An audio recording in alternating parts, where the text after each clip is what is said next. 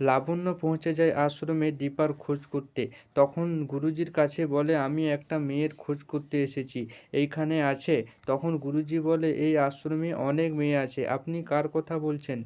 তখন লাবণ্য বলে, বন্যায় ভেসে গিয়েছিল, আপনার এইখানে আশ্রয় নিয়ে আছে, সেটাই খবর পেয়েছি। তখন গুরুজি বলে, আপনি আপনার পরিচয় দেন। আর আপনাকে তো চিনি না, আর আপনি কি উদ্দেশ্য নিয়ে এসেছেন সেটা তো ঠিক জানি না।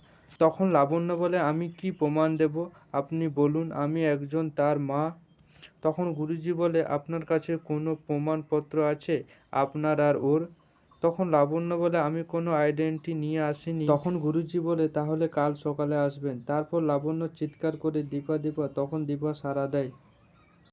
আর এদিকে রূপাকে তুলে নিয়ে যেতে আসে চারজন বিক্রি করার জন্য, আর বলে, ফান্টুসকে আজ মেরে শেষ করে দেব, আর নিয়ে যাব মেয়েটাকে। তখন রূপা ওখান থেকে পালিয়ে যায় আর গ্রামের লোকজনকে ডাকতে শুরু করে, বলে, তোমরা কেউ আছো, বাঁচাও। তখন গুন্ডা বলে, তোকে কেউ বাঁচাতে আসবে না। তখন রূপা বলে, ঠিক আসবে। তারপর রূপাকে যখন সবাই মিলে ধরতে যায়, তখন গ্রামের লোকজন লাঠি আর উনুন নিয়ে আসে আর রূপাকে বাঁচায়। আর এদিকে লাবণ্য ফাইনালি দীপার সামনে হয়ে গেল। তখন লাবণ্য বলে, আমি জানতাম তুই বেঁচে আছিস। তারপর দীপা বলে, রূপা সোনা, ডাক্তারবাবু কোথায়? তখন লাবণ্য বলে, সোনা কথা বলছে না, আর সূর্য কেমন স্থির হয়ে গেছে। তারপর দীপা বলে, রূপা কোথায়? তখন লাবণ্য বলে, রূপা ভেসে গেছে, তারপর আর কোনো খোঁজ পাওয়া যাচ্ছে না। তখন দীপা বলে, না, এটা হতে পারে না, রূপাও বেঁচে আছে, আমরা ঠিক খুঁজে বাই করব।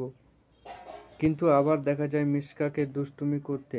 মিশকা বলে, দীপা বন্যায় মরবে না, আমি জানতাম ও আমার হাতে মরবে, তবে এখান থেকে সূর্যের কাছে পৌঁছাবে না, রাস্তায় মেরে ফেলবো দীপাকে। তারপর লাবণ্য বলে, চলো বাড়ি ফিরি দীপা, ওরা সব চিন্তা করবে। কিন্তু বাড়ি ফেরার সময় গাড়ির ব্রেক ফেল করে দেয় মিশকা, আর তাদের অ্যাক্সিডেন্ট হয়ে যায়। লাবণ্য অজ্ঞান হয়ে পড়ে যায়, আর মিশকার লোক দীপাকে তুলে নিয়ে চলে যায়।